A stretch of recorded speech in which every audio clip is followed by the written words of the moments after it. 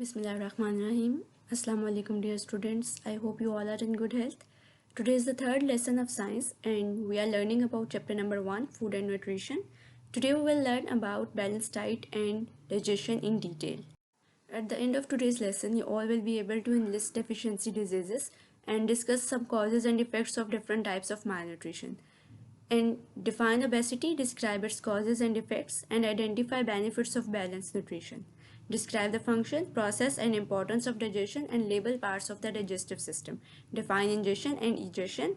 Define enzymes and catalysts and explain why enzymes and bacteria are useful for digestion. At first, we have some deficiency diseases. Deficiency means shortage, means we are lacking some nutrients in the diet or we are taking them less than the normal. जब हम किसी nutrient को अपनी diet में बहुत कम लेंगे तो उससे क्या होगा, जो फंक्शन वो परफॉर्म कर रहा था वो परफॉर्म नहीं कर सकेगा क्योंकि उसकी डेफिशिएंसी हो जाएगी हमारी बॉडी में. And here we have some common examples of the deficiency diseases. At first we have rickets. Rickets जो है ये common होता है चिल्ड्रन में और ये किस वजह से होता है, due to the deficiency of vitamin D और कैल्शियम. यानी अगर उनकी डाइट में मिल्क नहीं है, योगर्ट नहीं है, चीज़ नहीं है और मोस्ट कॉमनली तो जो है वो मिल्क नहीं है, ठीक है, क्योंकि ये बच्चों के अंदर ज़्यादा कॉमन है और बच्चे जो है वो ज़्यादा कॉमनली जो है वो मिल्क जो है वो उनके लिए बेस्ट डाइट होती है.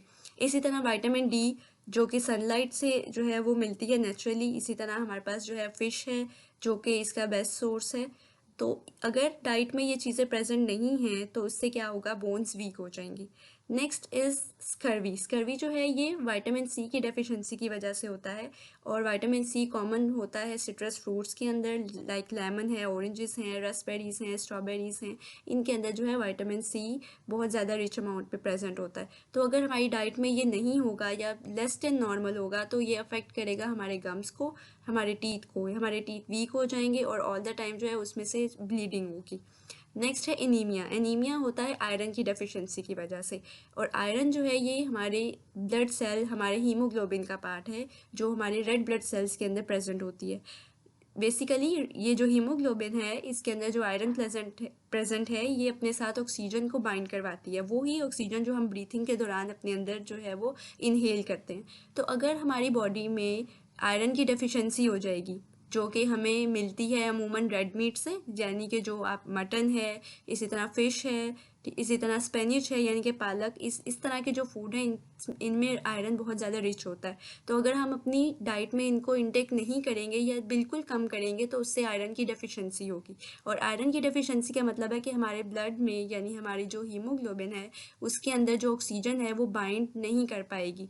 तो अल्टीमेटली हमारे सेल्स को ऑक्सीजन नहीं मिलेगी जिसकी वजह से बहुत ज़्यादा ऑल द टाइम जो है वो टायर्डनेस रहती है इस तरह के पेशेंट को और उसकी स्किन जो है वो पेल हो जाती है यानी पिलाहट आ जाती है और बहुत ज़्यादा वीकनेस होती है. मींस ऑल द टाइम जो है वो डिजीनेस वाली कंडीशन रहती है. नेक्स्ट है बेरीबरी. बेरीबरी जो है ये विटामिन B1 की डेफिशिएंसी की वजह से होती है यानी कि थायमिन. ये अमूमन हमें मिलते हैं होल ग्रेन से, जैसे कि ब्राउन ब्रेड है, ब्राउन राइस वगैरह है, ठीक है. इस तरह से ये जो हमारे पास विटामिन बी है अगर हम इनको यानी इन डाइट को जिसके अंदर विटामिन B1 प्रेजेंट है इनको नहीं लेंगे तो उससे क्या होगा, it will affect the nerve.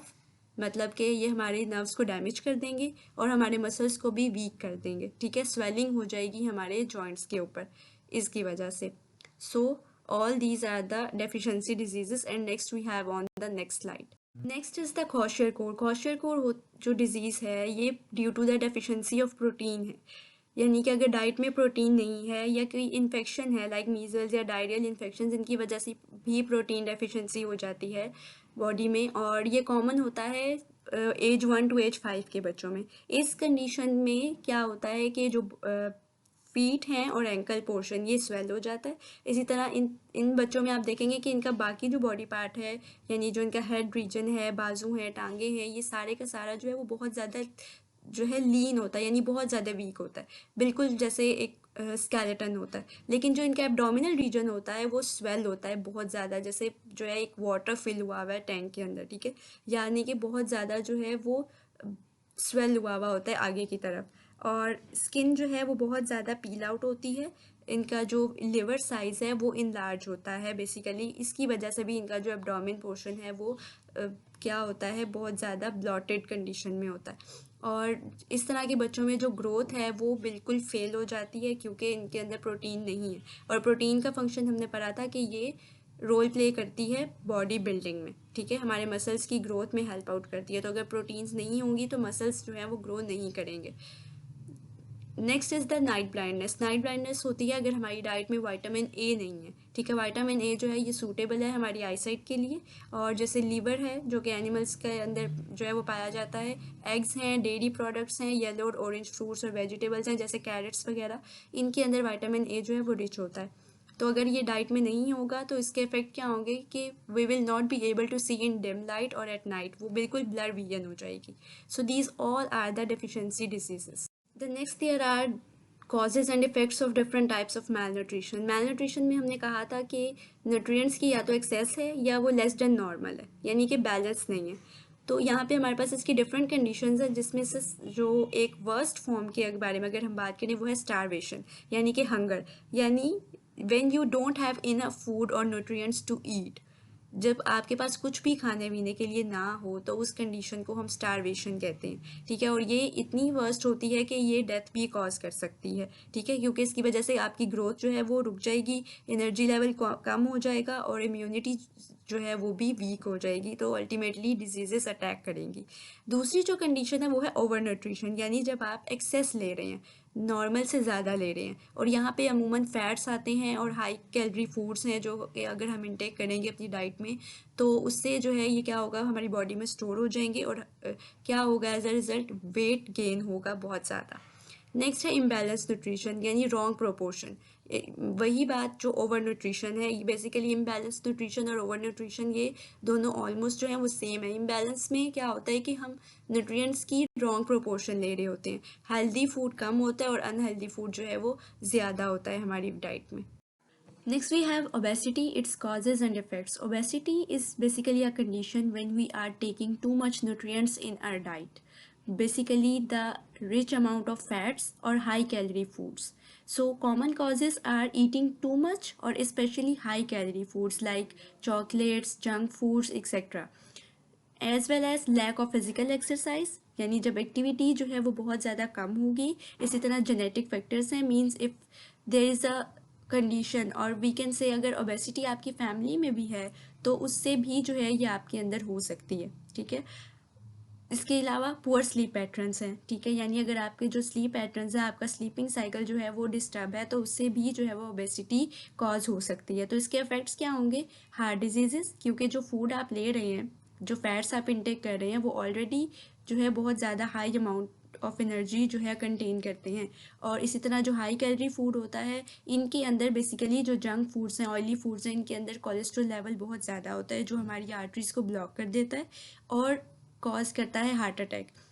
इसके अलावा टाइप 2 डायबिटीज़, जो यानी अगर हमारी डाइट में शुगरी फूड्स जो हैं वो ज़्यादा हैं, हम शुगर्स बहुत ज़्यादा इंटेक कर रहे हैं तो वो भी हमारी बॉडी में स्टोर होती जाएंगी और वो क्या करेंगी, ग्लूकोज लेवल को बहुत ज़्यादा बढ़ा देंगी, यानी कि नॉर्मल से ज़्यादा कर देंगी।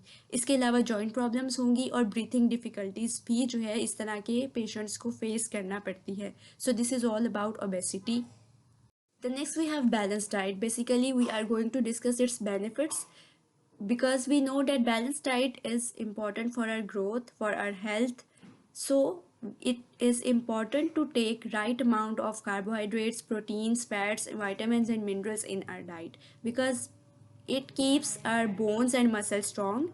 It may help us to maintain our weight as well as it provides us the energy for our daily activities and it protect us against the diseases. अगर हमारी डाइट में राइट अमाउंट है इन सब nutrients की तो ultimately हमारी body को energy भी मिलेगी और हम डिजीज़ से भी जो है वो सेव रहेंगे। Next we have label the parts of the digestive system and describe their functions. और जो डाइजेस्टिव सिस्टम है it is basically an organ system which is responsible for the digestion and it helps to digest or break down the large food molecules into the small food molecules that our body can absorb and use for energy, for growth and for repair। क्योंकि हमारी body में small और microscopic जो है tissues और sales होते हैं जो लार्ज फूड मॉलिक्यूल्स को अपने अंदर एब्जॉर्ब नहीं कर सकते, तो इसके लिए ज़रूरी है कि लार्ज मॉलिक्यूल्स जो हैं वो स्मॉल मॉलिक्यूल्स में ब्रेक डाउन हों या लार्ज न्यूट्रिएंट्स स्मॉल न्यूट्रिएंट्स के अंदर ब्रेक डाउन हों, ठीक है। तो ये सारा प्रोसेस स्टार्ट होता है माउथ से। माउथ में जो टीथ हैं और जो टंग है ये रोल प्ले करते हैं और जो माउथ जो टीथ हैं बेसिकली ये क्या करते हैं, ये ब्रेक डाउन करवाते हैं, मेस्टिकेशन करवाते हैं फूड की। टंग जो है वो इसको रोल अप करती है। यहाँ पे स्लाइवा प्रेजेंट होता है जिसके अंदर बेसिकली इंजाइम्स होते हैं, और इंजाइम का कॉन्सेप्ट हम अभी आगे जाके जो है वो डिस्कस करेंगे। यहाँ पे बेसिकली स्टार्च की जो डाइजेशन है वो स्टार्ट हो जाती है। हाफ डाइजेशन होती है यहाँ पे स्टार्च न्यूट्रिएंट की। उसके बाद यही फूड जो है अब मूव करता है आगे ओसोफेगस की तरफ, ठीक है। अब जैसे ही ये फूड आगे की तरफ मूव करेगा, अब हम इसको फूड नहीं कहेंगे, अब हम इसको बाउल करेंगे, ठीक है, क्योंकि इसके अंदर जो है वो डाइजेशन स्टार्ट हो चुकी है। तो मस्कुलर कंट्रैक्शंस के थ्रू, क्योंकि जो हमारे पास ये जो आपको ट्यूब नज़र आ रही है जो माउथ से जा रही है आगे स्टमक तक, इसके अंदर स्मूथ मसल्स हैं, और ये स्मूथ मसल्स क्या करते हैं, ये कंट्रैक्शन और रिलैक्सेशन से फूड को और बाउल को मूव करवाते हैं स्टमक तक, ठीक है। उसके बाद स्टमक में यही जो मूवमेंट है, ये जो फूड है बेसिकली जो बाउल है ये मिक्स होगा एसिड के साथ। जो स्टमक वॉल्स हैं ये रिलीज़ करती हैं HCl, हाइड्रोक्लोरिक एसिड, और ये हाइड्रोक्लोरिक एसिड जो है वो बहुत स्ट्रॉन्ग एसिड होता है। ये हमारे फूड के अंदर मौजूद जितने भी बैक्टीरियाज हैं उनको किल कर देता है। और यहाँ पे प्रोटीन की जो है हाफ डाइजेशन होती है। इसके बाद फूड जो है अब ये बन जाता है बिल्कुल सूप की तरह, जिसको हम खाइम कहते हैं, ठीक है।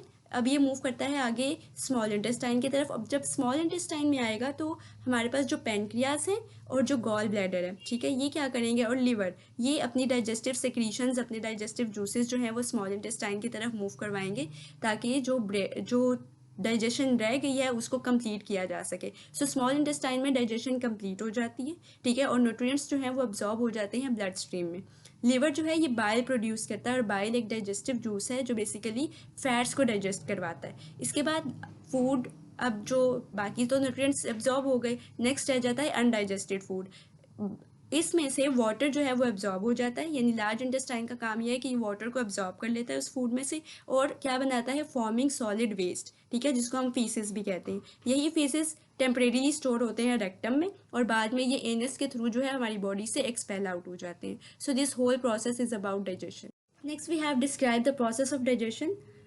हमने अभी थॉरली भी डिस्कस किया, और इन प्रोसेसेस को अब हम नाम क्या देते हैं, यानी taking in food into the mouth. जब माउथ से स्टार्ट हो रही है तो उसमें हम उस प्रोसेस को कहते हैं इंजेशन, जिसमें फूड जो है वो एंटर होता है माउथ में और च्यूड होके स्मॉलर पीसेस में कन्वर्ट होता है। उसके बाद आती है digestion. Digestion is basically the break down of large food molecules into the smaller ones, and then absorption which happens in the small intestine, where the molecules are passed through the intestine wall into the blood, ठीक है। उसके बाद last पे आती है egestion, यानी जो undigested waste है वो लीव करेगा बॉडी को थ्रू द एनस। यहाँ पे दो टर्म्स हैं, एक इजेशन और एक डेफिकेशन। ये दोनों टर्म्स जो हैं ये अनडाइजेस्टेड वेस्ट को रिमूव करने के लिए यूज़ की जाती हैं, लेकिन इसके साथ साथ एक टर्म है एक्सक्रीशन। एक्सक्रीशन को आपने इसके साथ कंफ्यूज नहीं करना। एक्सक्रीशन में बेसिकली जो है लिक्विड वेस्ट रिमूव होता है बॉडी से, यानी कि जो यूरिन की रिमूवल है बॉडी से उसको हम एक्सक्रीशन कहते हैं। उसके लिए हम डेफिकेशन या इजेशन की टर्म यूज़ नहीं करेंगे। उसके बाद आता है इम्पोर्टेंस ऑफ डाइजेशन। इसमें हम बात करेंगे कि डाइजेशन क्यों इंपॉर्टेंट है। हमने कहा कि हमारे अंदर माइक्रोस्कोपिक टिश्यूज और सेल्स हैं जो कि लार्ज मॉलिक्यूल्स को अपने अंदर एब्जॉर्ब नहीं कर सकते। तो क्या होगा, अगर ब्रेक डाउन नहीं होगी तो एनर्जी नहीं मिलेगी हमारी बॉडी को, और एज अ रिजल्ट हमें जो है वो डिफरेंट डिजीज़ को सफ़र करना पड़ेगा। इसके अलावा डाइजेस्टिव जो सिस्टम है हमारा, जो डाइजेशन है, ये क्या इसमें भी रोल प्ले करती है कि हमारी बॉडी में जो वेस्ट प्रोडक्ट्स हैं उनको हमारी बॉडी से बाहर निकाल दे। क्योंकि अगर वेस्ट हमारी बॉडी से बाहर नहीं निकलेगा तो उससे जो है हमारे अंदर उससे भी जो है वो डिजीजेस कॉज होंगी, ठीक है। तो this is all about the importance of digestion, the process of digestion, and the difference between ingestion and egestion. The next is define enzymes and catalysts and why they are useful for digestion. enzymes की term अभी हमने जो है वो discuss की digestion में। इसकी concept को हम अंडरस्टैंड करते हैं कि जैसे फैक्ट्रीज़ में मशीन्स होती हैं प्रोसेसेस को स्पीडली कैरी आउट करवाने के लिए, तो इसी तरह हमारी बॉडी में जो प्रोसेसेस हैं उनको स्पीडली कैरी आउट करवाने के लिए, कंप्लीट करने के लिए इंजाइम्स हैं, ठीक है। और ये इंजाइम्स ये बेसिकली क्या है, these are biological catalyst that speed up chemical reactions in living organisms without being used themselves.